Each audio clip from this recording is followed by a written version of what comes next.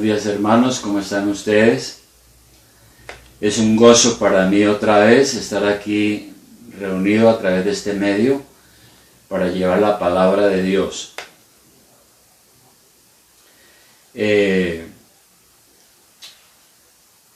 Durante el año pasado,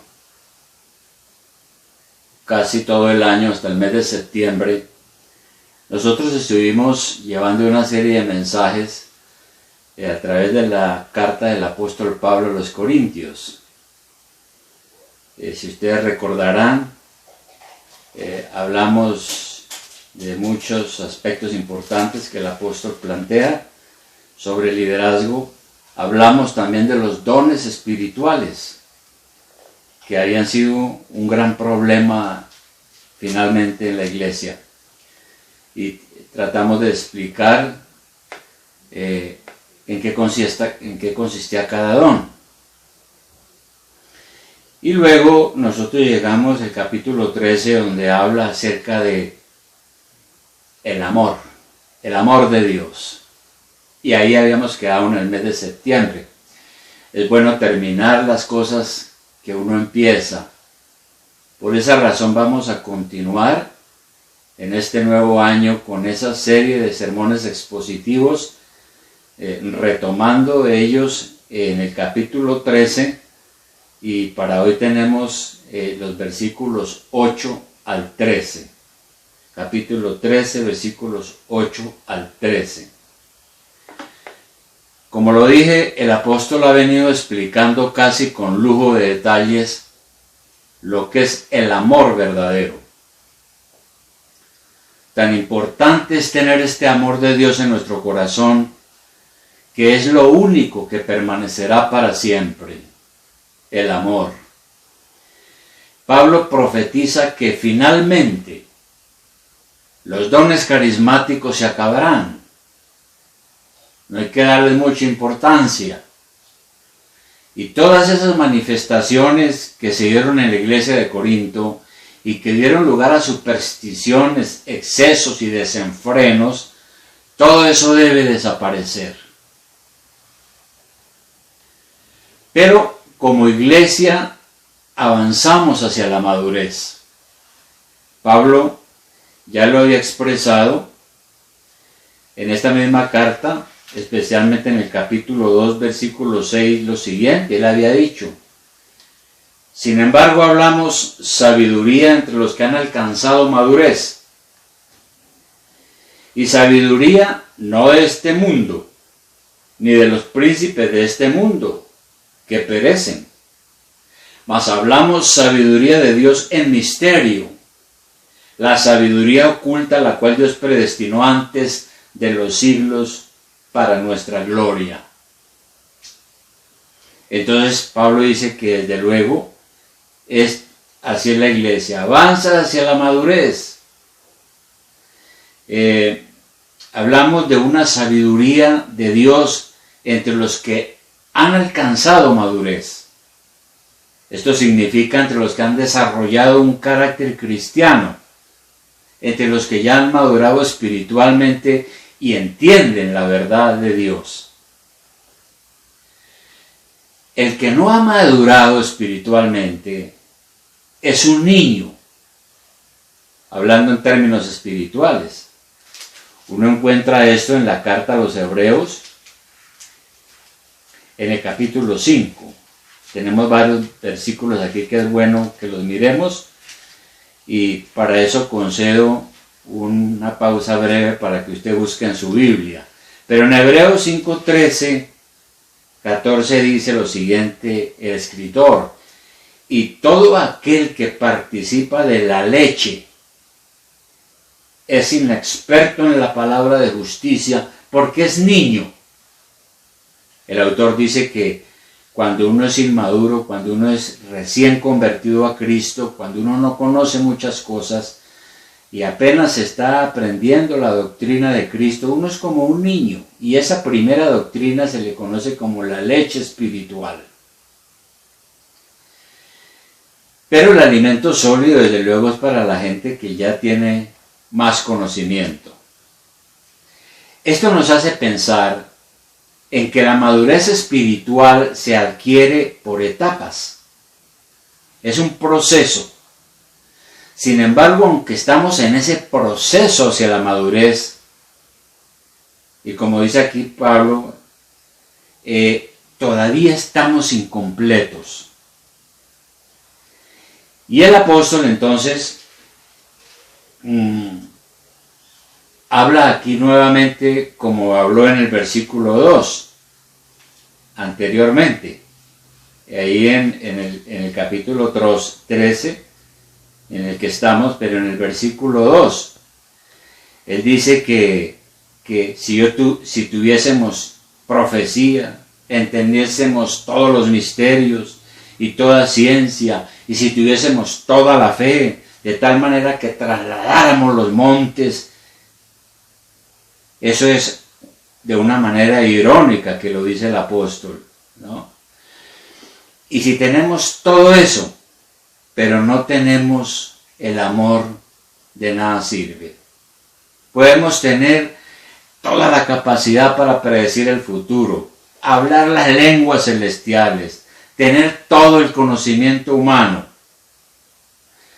Podemos supuestamente tener la capacidad de predecir el futuro. Podemos pensar que ya conocemos todo perfectamente.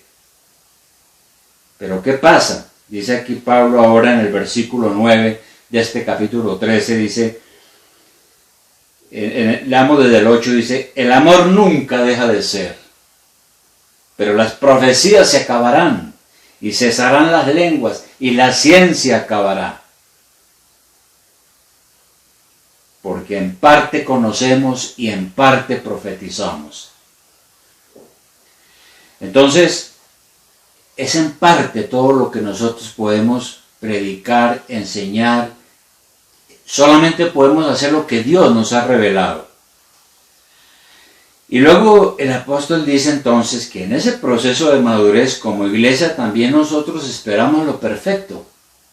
Versículo 10. Dice el 9, en parte conocemos y en parte profetizamos. Mas cuando venga lo perfecto, entonces lo que es en parte se acabará. Y dice él, cuando venga lo perfecto, ¿a qué se refiere? Lo único perfecto es Dios. Nos dice la Escritura que Él es un Dios perfecto, sabio, omnipotente. Cuando venga lo perfecto, es decir, cuando estemos en la presencia de Dios, ya no tendremos un conocimiento fragmentado, ¿no? Por eso dice, cuando venga lo perfecto, entonces lo que es en parte, lo que conocemos parcialmente se acabará, porque ya tendremos el conocimiento pleno. El pecado ha oscurecido nuestra visión de las cosas. El apóstol Pablo da testimonio de que cuando el Señor lo llamó, el Señor le dejó clara su tarea. Encontramos eso en Hechos 26, 18. En Hechos 26, 18, que es un testimonio del apóstol, dice lo siguiente, cuando él relata su conversión, recordemos que tuvo una experiencia crítica en el camino a Damasco cuando el Señor resucitado se le apareció y le entregó la misión. ¿Y qué dice Pablo? Que el Señor le dijo desde el 16, pero levántate y ponte sobre tus pies, porque para esto he aparecido a ti, para ponerte por ministro y testigo de las cosas que has visto y de aquellas en que me apareceré a ti, librándote de tu pueblo y de los gentiles a quienes ahora te envío. Entonces lo está comisionando para que predique el evangelio entre los que no son judíos, para que abra sus ojos, para que se conviertan de las tinieblas a la luz y de la potestad de Satanás a Dios, para que reciban por la fe que es en mí perdón de pecados y herencia entre los justificados. Esa es la realidad. Pablo fue enviado a personas como nosotros, Nosotros estábamos en la oscuridad y bajo el dominio de Satanás. En las cosas de Dios éramos como el ciego que anda a tientas. Pero por la gracia de Dios, un buen día, el Señor vino a nuestra vida y nos quitó el velo. La palabra dice que cuando uno no entiende las cosas de Dios, es como si tuviera un velo, que fue lo que le pasó a los judíos. Y por eso en 2 Corintios 3, 16 dice lo siguiente, podemos leer desde el 15, y dice, y aún hasta el día de hoy cuando se lee a Moisés, el velo está puesto sobre el corazón de ellos, de los judíos. Pero cuando se conviertan al Señor, el velo se quitará. ¿Está claro? Entonces en las cosas de Dios, nosotros también tenemos como un velo, como las cataratas de los ojos. La persona que tiene cataratas se le dificulta ver bien, porque tiene afectado el cristalino del ojo. Y cuando mira, ve como a través de un vidrio empañado, un vidrio sucio. Este es el ejemplo que pone el apóstol. Así sucedía con nuestra visión espiritual. Hoy es diferente, porque ya el Señor nos ha quitado el velo, ha venido a nuestra vida, nos ha iluminado, somos hijos de la luz, no de las tinieblas. Y es por eso que el mismo apóstol en la carta a los Efesios, en el capítulo 5:8, él dice a nosotros lo siguiente: porque en otro tiempo erais tinieblas, es decir, antes de conocer el Evangelio, mas ahora sois luz en el Señor, andad como hijos de luz. Así es el pecado. El pecado ha oscurecido nuestra visión espiritual, pero en Cristo recuperamos esa visión espiritual y ahora usted ve su pecado, usted se conoce mejor, usted ve el mundo de otra manera, ve la realidad de las cosas, tiene un conocimiento, pero en la gloria de Dios conoceremos todo aquello que en este mundo no hemos podido conocer. Aquí tenemos un conocimiento en Cristo, una sabiduría, pero de todas maneras incompleta. El apóstol, por ejemplo, tuvo un atisbo del cielo, según 2 Corintios 12:2. En 2 Corintios 12:2, el apóstol habla aquí de su testimonio y dice la escritura aquí que él lo hizo por los ataques que estaba sufriendo. Porque algunos estaban diciendo que el apóstol Pablo no era un verdadero apóstol. Y entonces él tuvo que decir estas cosas. 2 Corintios 12. Ciertamente, no me conviene gloriarme, pero vendré a las visiones y a las revelaciones del Señor. Es decir, a su propia experiencia personal. Conozco a un hombre en Cristo que hace 14 años. Si en el cuerpo no lo sé, si fuera del cuerpo no lo sé, Dios lo sabe. Y los eruditos dicen que ese hombre es el mismo. El mismo. ¿Qué pasó con ese hombre? Fue arrebatado hasta el tercer cielo.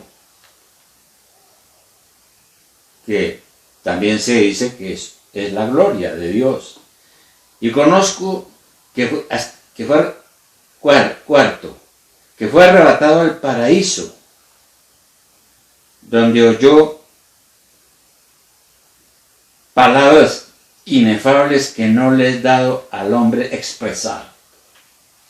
De manera que tuvo una experiencia de la gloria de Dios. Dice que vio y oyó cosas que no hay idioma en este mundo para poderlas explicar. En la presencia del Señor, la imperfección desaparecerá y el conocimiento no será enseñado ni recibido en parte. Toda la verdad se conocerá claramente. Y el apóstol entonces coloca para explicarnos dos ilustraciones. Ahí en 1 Corintios 13, donde estamos, en el versículo 11 ahora. Él dice, nosotros en este mundo tenemos un conocimiento parcial. Cuando venga lo perfecto, entonces ese conocimiento parcial se acabará porque ya conoceremos plenamente. Y en el 11 él dice lo siguiente, cuando yo era niño, hablaba como niño, pensaba como niño, juzgaba como niño, mas cuando ya fui hombre, dejé lo que era de niño. En cuanto al conocimiento, en este mundo somos como niños, inexpertos, necesitamos de enseñanza, cometemos errores, nos equivocamos como los niños. Pero cuando dejemos esta vida terrenal, quedará atrás todo lo que es imperfecto o incompleto. Al final de los tiempos, los dones espirituales de los cuales él ha venido hablando no se necesitarán. Y muchos de ellos pues son falsos. Porque entraremos en un estado de perfecto conocimiento. En forma similar, en el presente hemos recibido la revelación de Dios que es suficiente para nuestra salvación, claro. Sin embargo, nos damos cuenta de que nuestro conocimiento se mantendrá parcial hasta que veamos a Cristo cara a cara. Por eso aquí Pablo lo dice en el versículo 9, en parte conocemos y en parte profetizamos o predicamos. Cuando esto ocurra, entonces entenderemos con claridad el designio y el propósito de Dios. Y luego Pablo da otra ilustración, el espejo. En el versículo 12 dice, ahora vemos por espejo oscuramente, mas entonces veremos cara a cara. Así son las cosas en este mundo. En este mundo vemos las cosas un poco opacas, turbias. Por eso decimos que vivimos por la fe. Hay muchas cosas que nosotros no entendemos ni hemos visto, pero las creemos. Vivimos por la fe. Pero en la gloria de Dios veremos las cosas tal y como son realmente. Ahora vemos parcialmente, pero en la gloria de Dios veremos cara a cara todas las cosas. El apóstol dice que en este mundo nosotros los cristianos andamos por fe, no por vista. Es decir, creemos y quizás nos imaginamos tratando de entender cómo serán las cosas allá. Pero cuando estemos allá, ya no necesitaremos de andar por fe y estaremos en la realidad de Dios. Ya conoceremos plenamente. Y por eso conoceremos todo lo que aquí es imposible. Por eso dice aquí el apóstol, ahora vemos por espejo oscuramente, mas entonces veremos cara a cara. Ahora conozco en parte, pero entonces conoceré como fui conocido. Algún día, de hecho, creo que cuando lleguemos al cielo, el amor será lo único que quedará. Alguien dijo justamente que ya no necesitaremos enseñanza porque lo sabremos todo. Ya no necesitaremos predicar porque ya no es necesario. No necesitaremos que se nos conceda la sabiduría, no necesitaremos que nos impartan conocimientos. No necesitaremos que nos ayuden, que nos reprendan, que nos exhorten, que nos animen.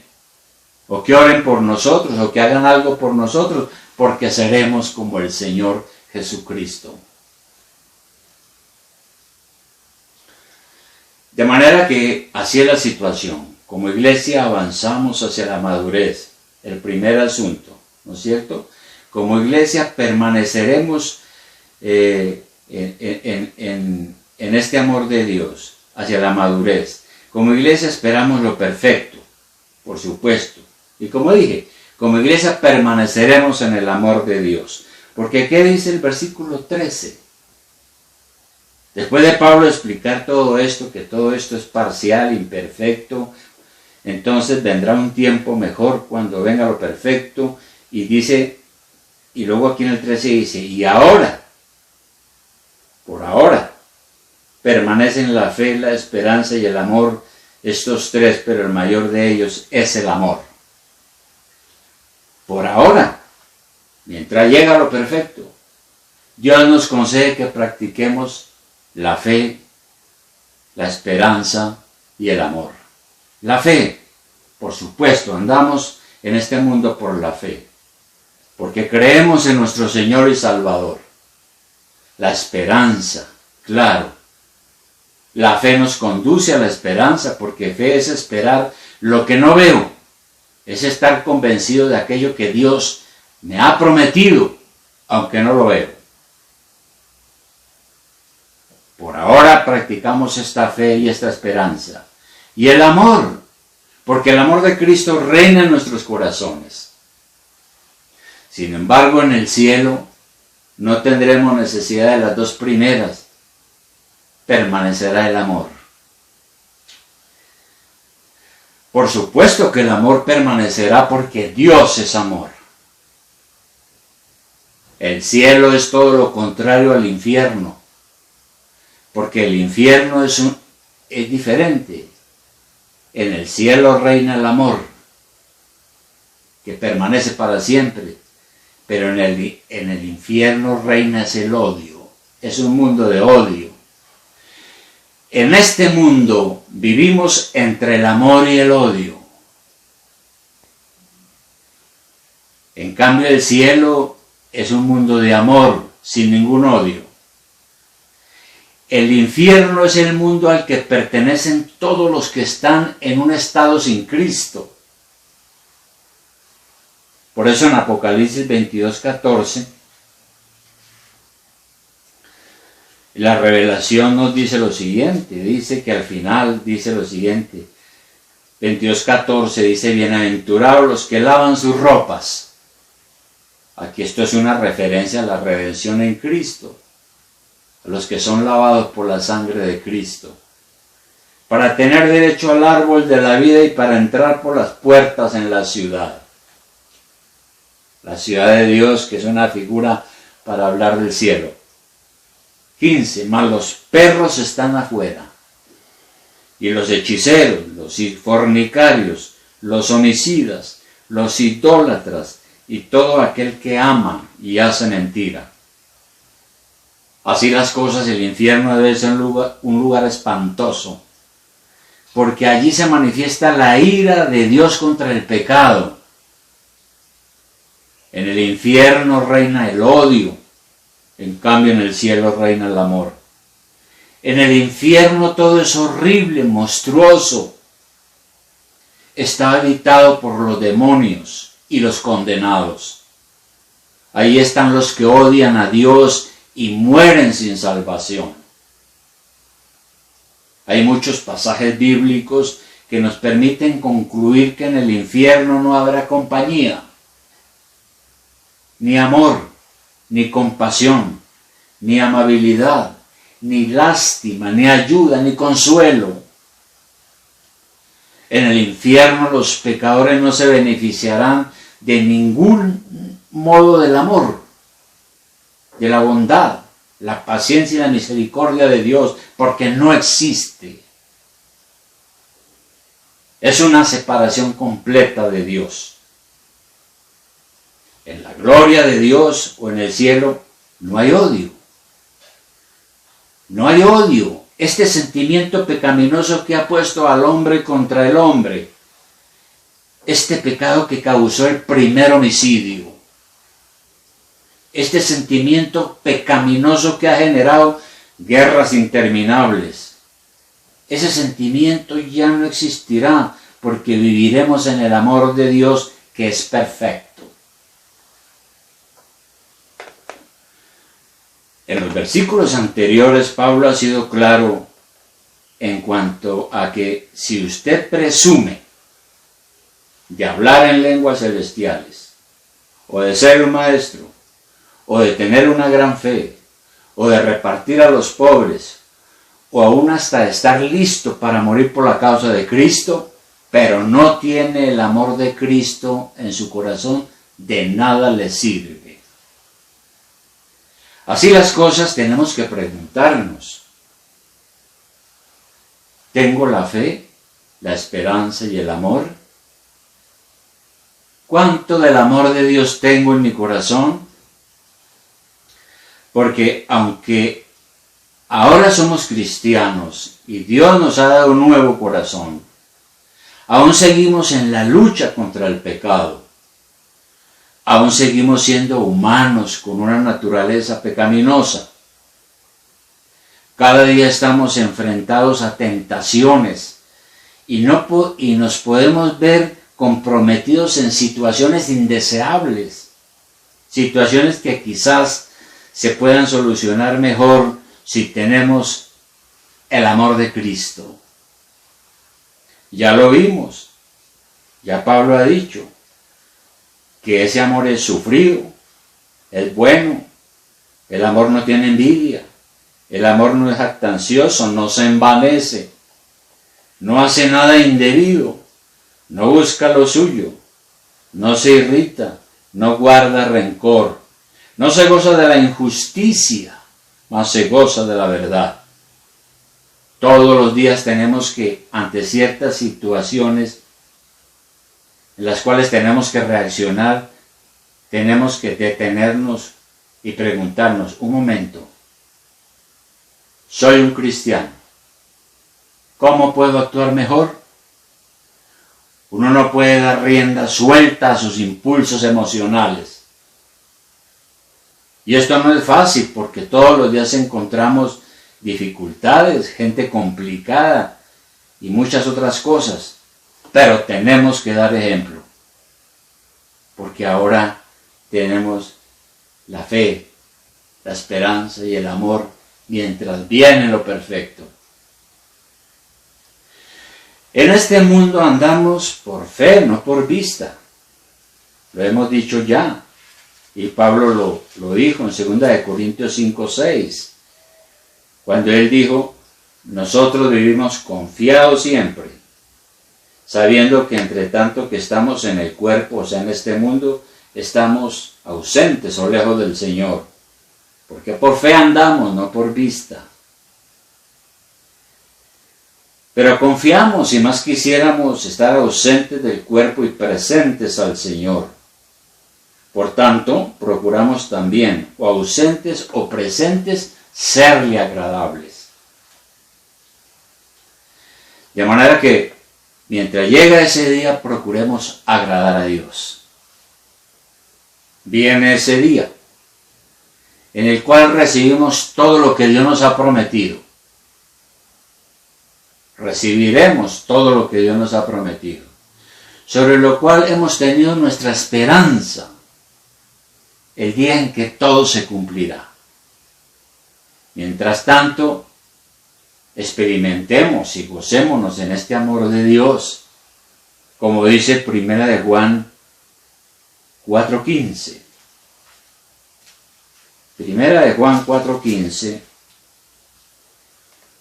dice algo importantísimo. 1 Juan 4:15 dice: todo aquel que confiese que Jesús es el Hijo de Dios, Dios permanece en él y él en Dios. Y nosotros hemos conocido y creído el amor que Dios tiene para con nosotros. Dios es amor, y el que permanece en amor, permanece en Dios y Dios en él. ¡Qué declaración tan hermosa! En Cristo hemos conocido la esencia del amor. Dios me amó primero y se entregó en una cruz por mí.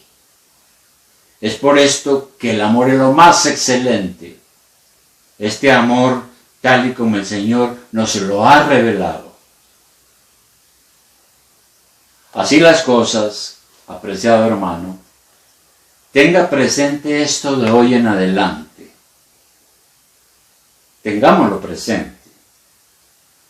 Usted puede ser muy inteligente, muy sabio, muy entregado a la iglesia, tener muchas ideas buenas, pero si no tiene el amor de Cristo, de nada le sirve. Si Cristo no está reinando en su corazón, es decir, si Él no es el que manda, el que gobierna su vida, vana es su religión, vanas son sus experiencias religiosas, que fue lo que le dijo el apóstol a los Corintios.